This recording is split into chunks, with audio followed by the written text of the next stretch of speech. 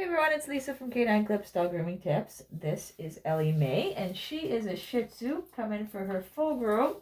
We're just in the midst of her grooming, so I'm not obviously done yet. I still got lots of work to do yet, but I did want to take a little break and show you how to clean a dog's ears that has lots of hair in there, and it's also quite dirty. So I'm going to be giving it a good rinse and using some tweezers as well. But you can see there's lots of hair in there. And I just thought I'd give you a nice video just focusing in on that, because that can be something that is nice to take care of if you notice that in your dog. So the first thing I do is trim around the ear canal of the dog. So I don't want to be plucking inside. So I'm going to go right up to where that little lip is at the bottom of the ear and just kind of clean any hair away from there. And then the next thing I did, which I already did on this ear, was I trimmed this ear up. So you use your thumb as a guide to know where the end of the ear is. So I can feel that the end of the ear is right there. So I put my thumb there so that when I'm cutting, I don't have to worry about accidentally cutting the ear flap. So I have my other finger underneath. We're going to try to get them nice and close, because that's one thing, if your dog is prone to ear infections, it's good to have those ears shorter so that they are lighter, and then that'll allow more airflow in the ear when your dog flaps its ears or scratches their ears.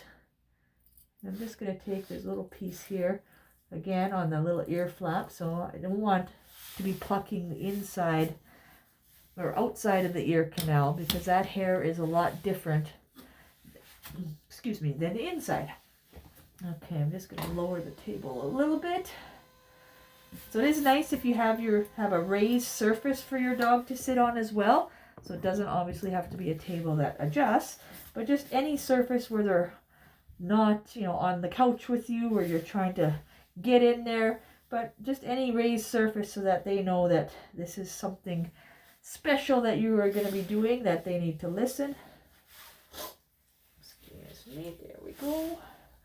Okay, so I just use regular tweezers for this, but really good tweezers. So you know the difference between good and not so good. You got to make sure they grip really good. I usually like the ones that have the angle on it, and when you push them, they hold tight, so they really pluck that hair really nice and grip on there. I don't use any powder, but some groomers do, and they say it helps. So I guess if you want something that you think will help, you can use that. I never have used any, because I find it comes out quite easy, even when it's waxy or dirty. So I just haven't found the need for using any of the powder. So basically, you just kind of pluck a little bit at a time. You can see Ellie Mae is really well behaved, but I am getting some big chunks there. Here, I'll put it on here.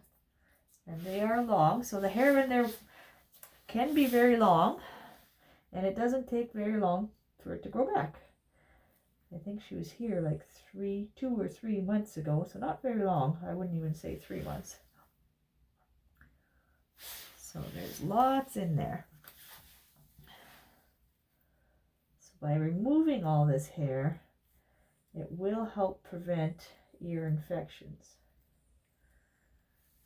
So I'm gonna show you a hold.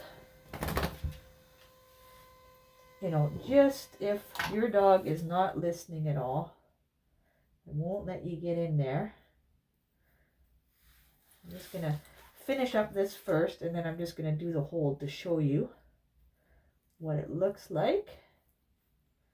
But obviously she is listening, so I don't want to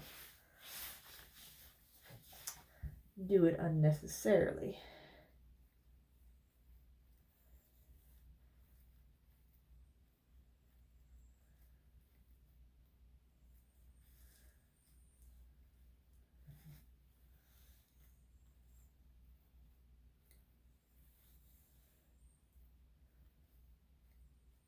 Okay, we got all that hair in there cleaned out. If you can zoom in with your camera, you can see all that hair is out of there. We got one last clump out.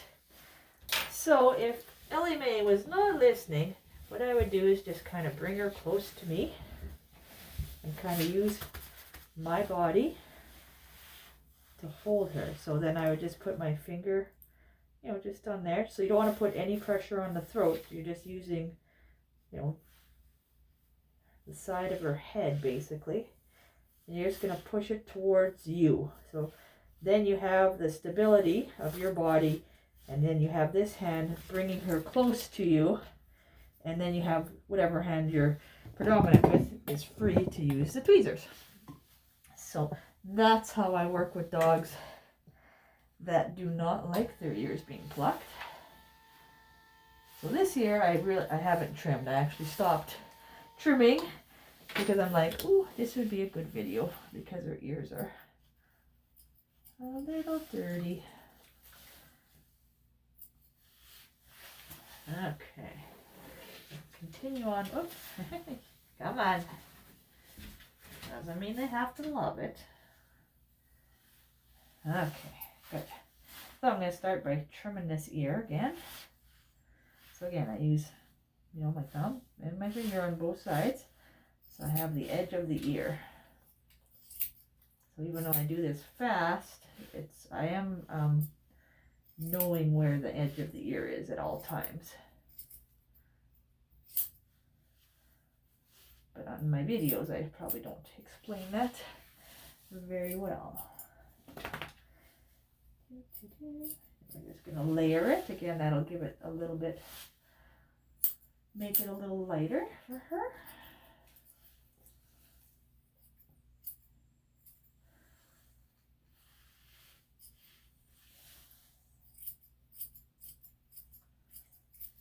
There we go. So that now her ears a little lighter. Then I'm going to pluck this side. I'm going to do the same thing. Hopefully you'll get a good view of this one. I know my hand's going to kind of be in the way, but I'll try to go from the top. This one's got a little more wax in there. I know.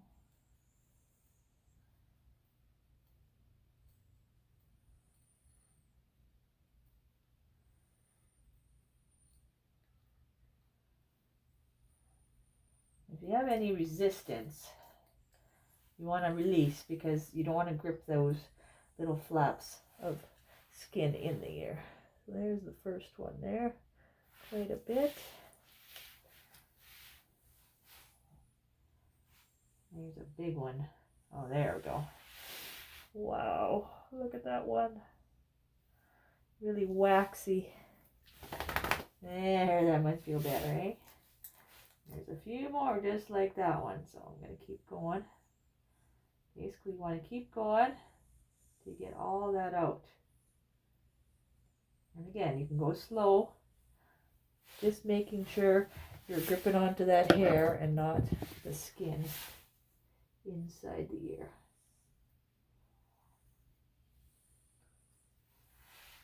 There's a whole bunch of that one again. Good girl. See if that helps your view. Nope, not really. Elbow gets in there eventually. I'll try to angle her a little bit. There. Getting quite a bit here at the end. So that kind of goes right in that crevice, just right over that first lip of skin. You're looking at me like, what are you doing? Leave me alone, but don't stop. Hurry up and finish, would ya?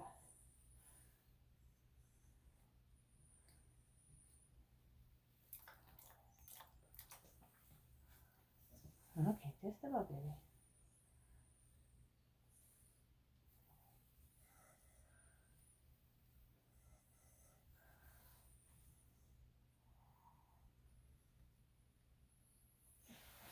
All right, there we go.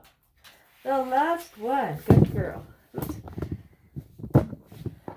Okay, so to finish it off, her ears are actually really healthy inside, but I'll still use the Q-tips. Because some dogs, when you get that out, it's really waxy in there. And even when you go like this, you can hear the, which means there's a whole bunch built up in there that's been blocked in there. So that's what that hair does. It kind of keeps it in there and it can't release because the hair is blocking it also when they scratch or shake their head. It's stuck all to that fur. So when you remove the fur, then that helps release that wax. It allows it to get out of there. So now I put in an ear solution. You kind of let it really go on in there. And they will shake and it may be irritating to them.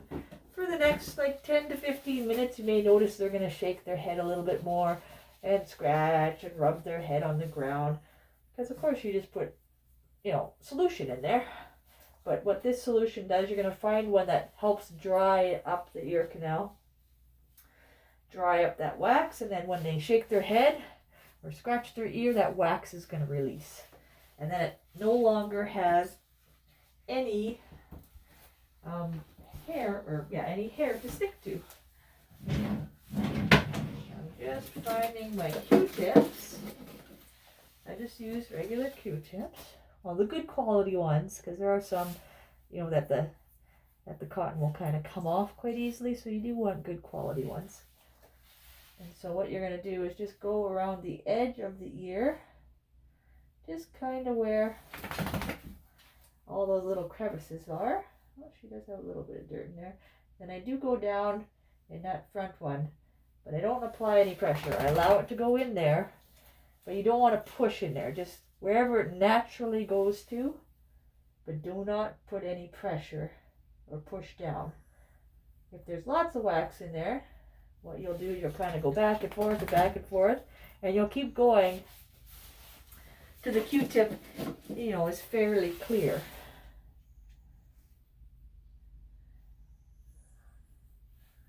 A little bit on there, but not really anything, so I'll do one more.